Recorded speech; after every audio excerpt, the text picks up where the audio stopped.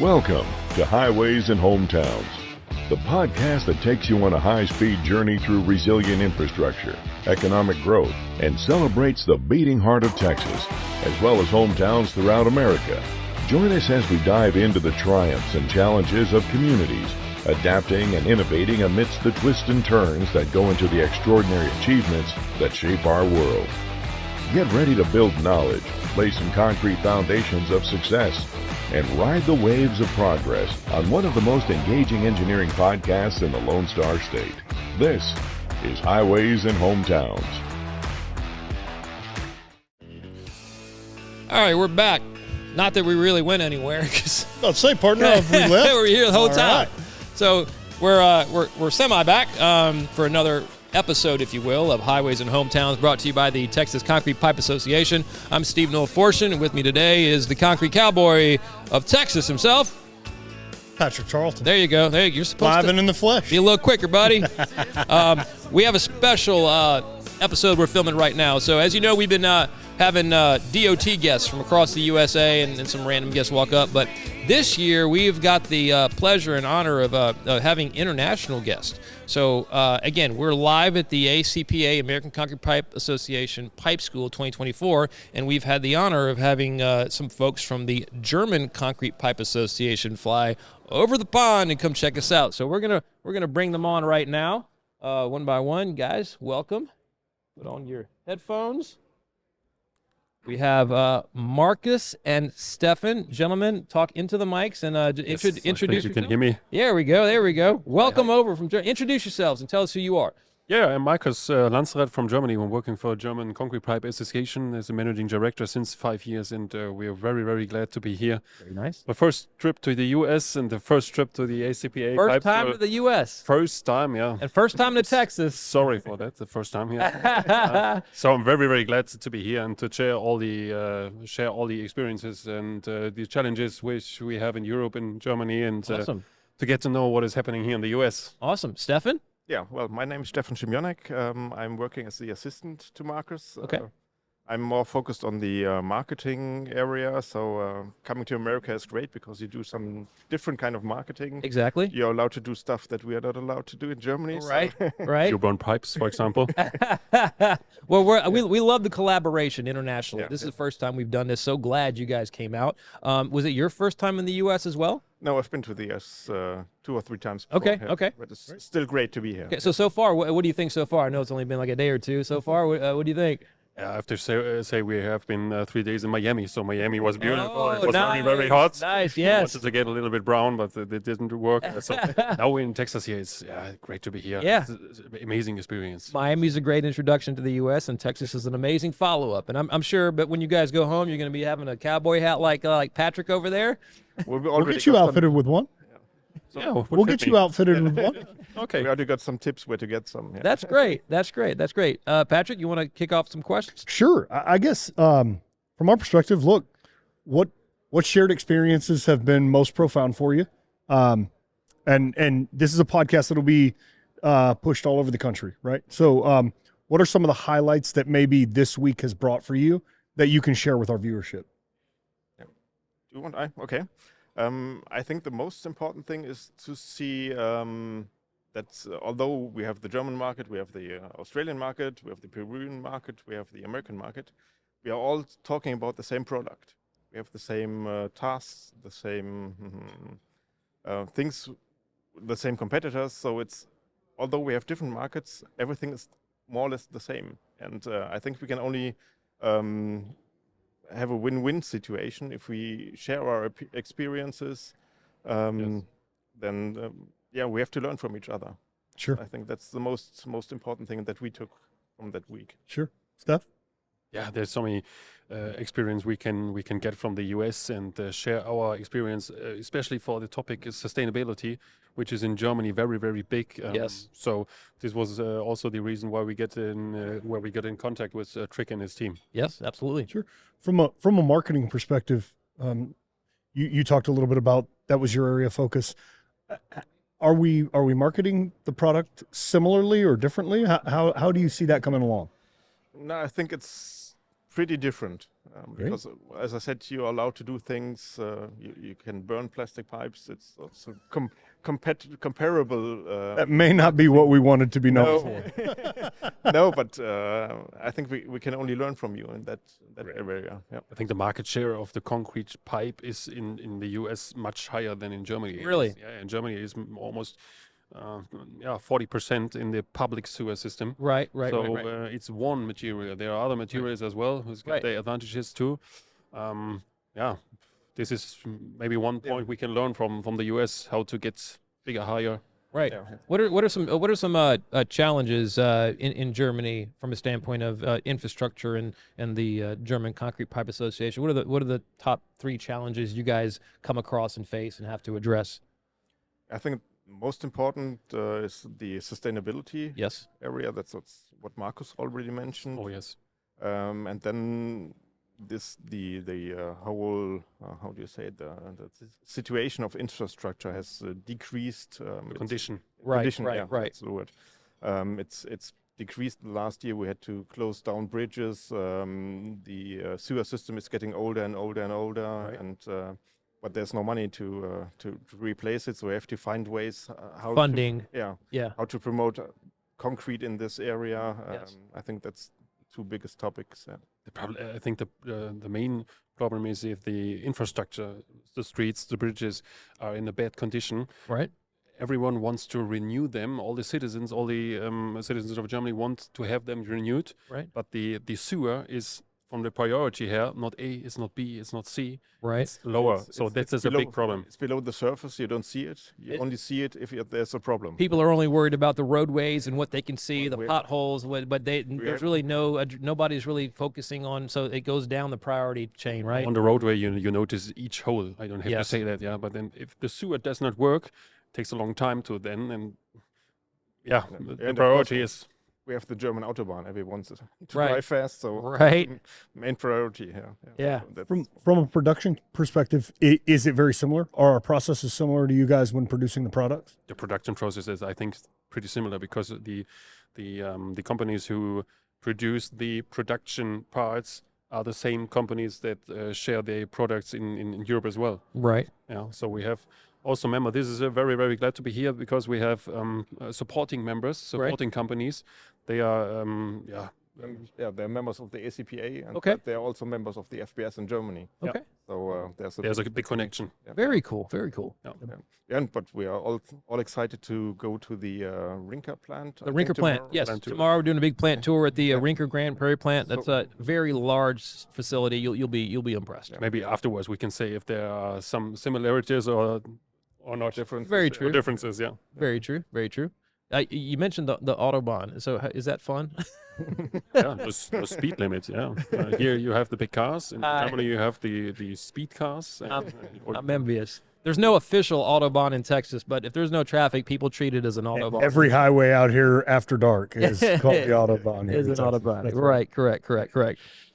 Well, Steve, I know that you have a panel to prepare for. I do. So I'm going to hand my mic off to, we're going to keep going, but Trig Hoff, he's the Northeastern Region Engineer for the Concrete Pipe Association. I'm heading off to do a transportation panel, but I'll be back. Enjoy the rest with our guests from overseas, Markus and Stefan. You guys stay put. We're going to keep it going.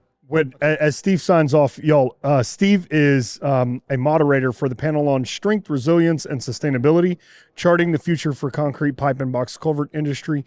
That is going to be with some folks from FHWA, Texas Department of Transportation, City of Fort Worth, City of Ogden, and an Iowa DOT person as well. So we will take this podcast at about 12:35, and we will shift it over to pipeschool.org. Go to pipeschool.org, toggle through, and you will find the live stream there in the registration area, and we will shift over there so that you can watch both the panel discussion and the Texas Highway Innovations and Evacuation Routes, that dialogue from Texas Chief Engineer Lance Simmons as well. So, however, before we get to that, let's dive back into the International Summit.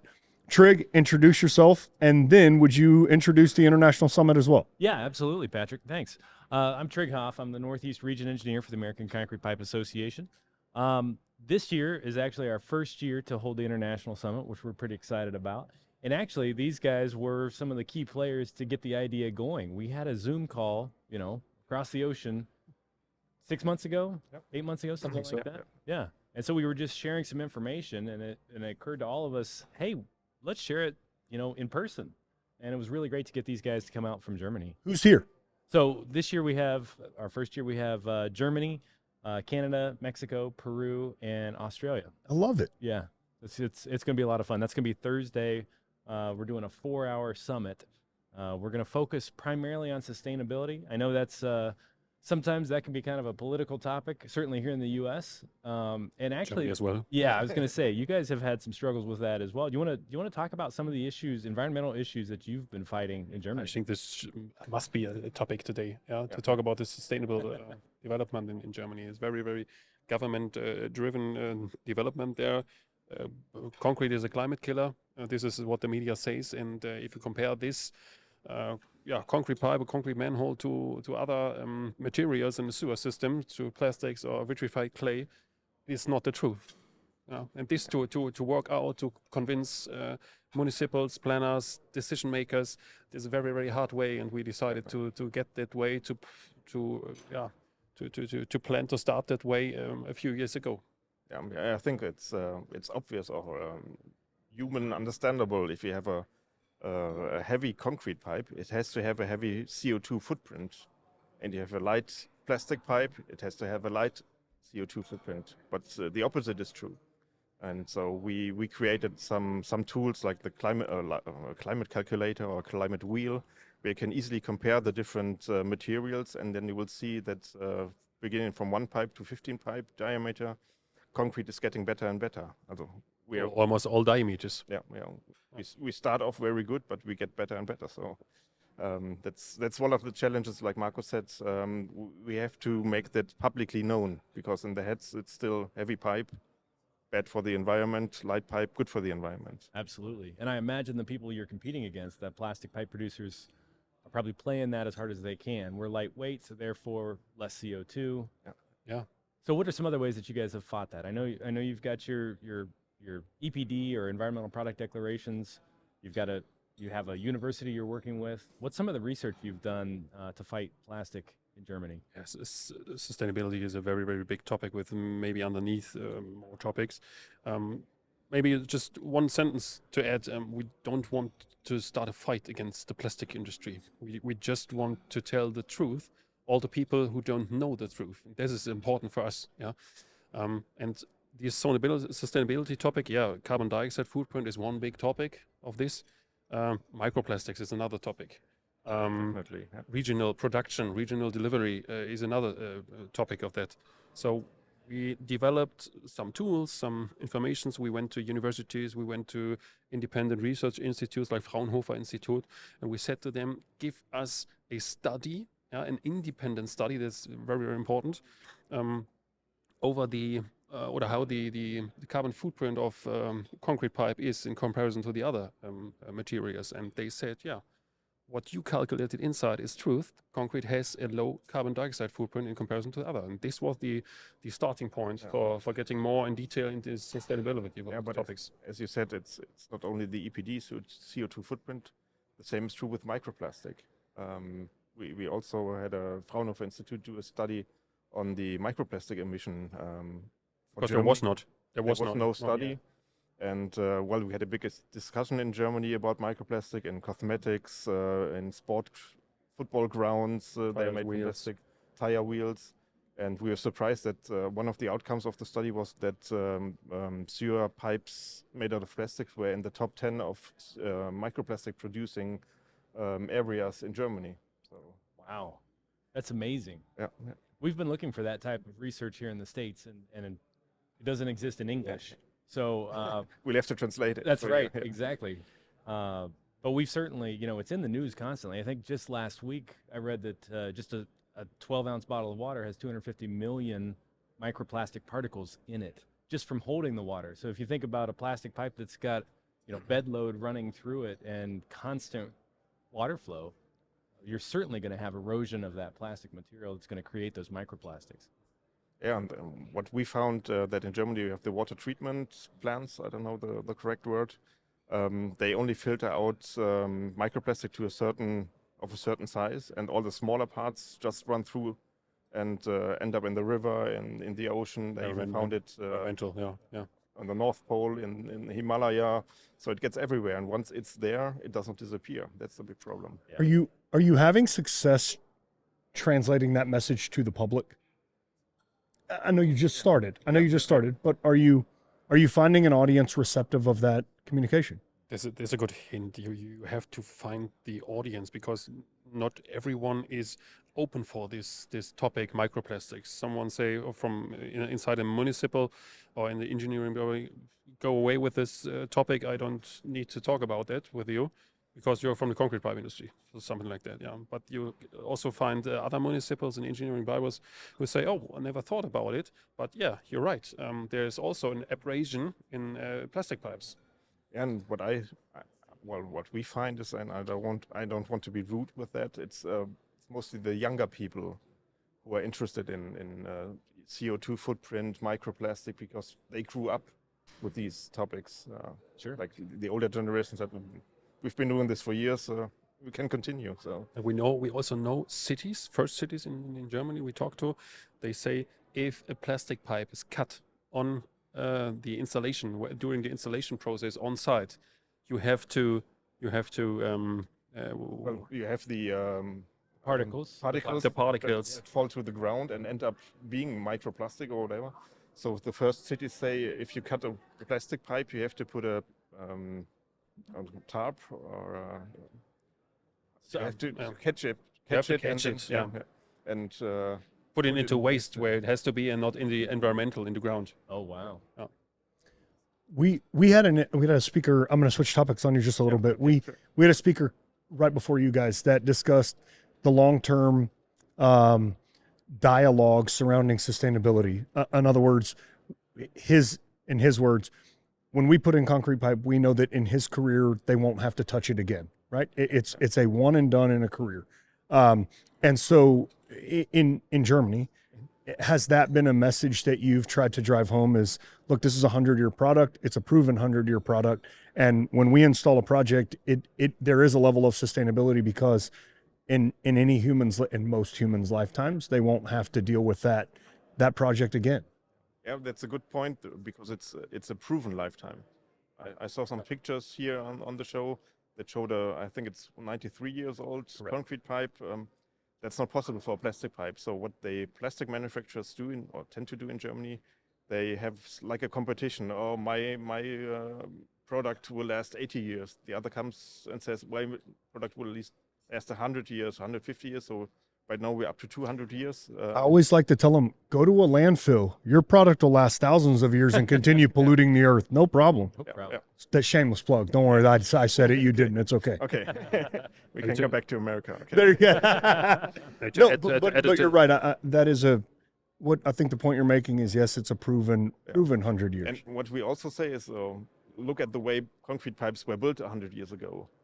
Things have changed. The technology has gotten better. The products have gotten better. So if you have 100 years old products that were made 100 years ago, look at cars. Look at a car from 100 years ago. You cannot compare to a modern car. Right. So we say the chances are very high that it will not last 100 years, but even longer, as you said, not one generation, maybe 2 or 3 generations. You don't have to touch it. It's great. And then the next argument is, we are at the moment doing a research and development project together with a big Swiss company to prove that you can take 100% of a recycled, of a excavated concrete pipe. You can use it in a new concrete pipe. So we can tell municipals, engineering bureaus, planners, decision makers, if you take a decision to a concrete pipe now, you can be sure that you can recycle it tomorrow and the day after tomorrow. This is a big topic inside this sustainability topic. So it's a real cycle of reusing material and not downcycling. Taking the material and taking a plastic pipe or a concrete pipe and making something else out of it. But it's a real cycle. You don't have new material or dig it from the ground. Yeah. Perfect. Well, gentlemen, I want to give you the opportunity. We've got to close here in just a bit, but Okay.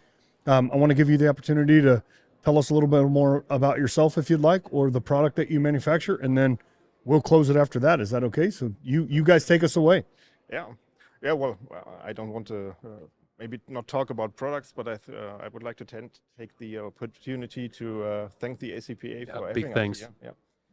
I think it's a great opportunity because we have the same, I don't want to say problems, but the same tasks to do. So why not want to work together, learn from each other? And we talked about the idea of creating a yearly international summit that will hopefully grow with other countries because they also have the same topics. So yeah, thank you very much for having us here, and it was a great pleasure. Trig, before we close, tell somebody how they can get in touch with you. I know this is not going to be the only summit that you host, so hopefully there's more to come, y'all. If you happen to know someone out there, if our viewers happen to know someone out there that might engage from another country, how might they get in touch with you? Absolutely. So email is going to be the easiest way to reach me. My email is thoff@concretepipe.org. You can also call me or text me, 614-506-4867. Ladies, that was his personal cell phone that he just gave out. I want you to know that. That's right. So I do have one last request, if we could. Of course, yep. You know, we don't, on this podcast, we don't get a lot of different languages spoken, and I was just wondering if we could get you guys to say something fun in German for the listeners. Maybe I have a very, very good word because there are so many circumstances going on, and maybe you have to repeat it. Lieferketten-Sorgfaltspflichtengesetz. Patrick? Absolutely not. What does that mean? First, you have to repeat it. Oh, no. Then I say if it is dirty or not. No.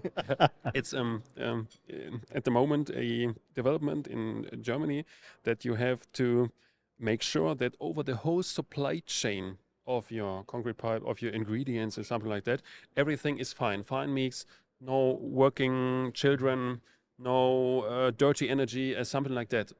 Very, very difficult topic, I think so. Yeah, because it goes back to, well, if you take maybe clothes or anything, you would have to make sure that in China, in the US, countries all over the world, they are setting the same standards that you would do in Germany. And I said maybe the difficult topic because you cannot view the whole supply chain of each ingredient. So this is very, very difficult. So, recognize Lieferketten-Sorgfaltspflichtengesetz.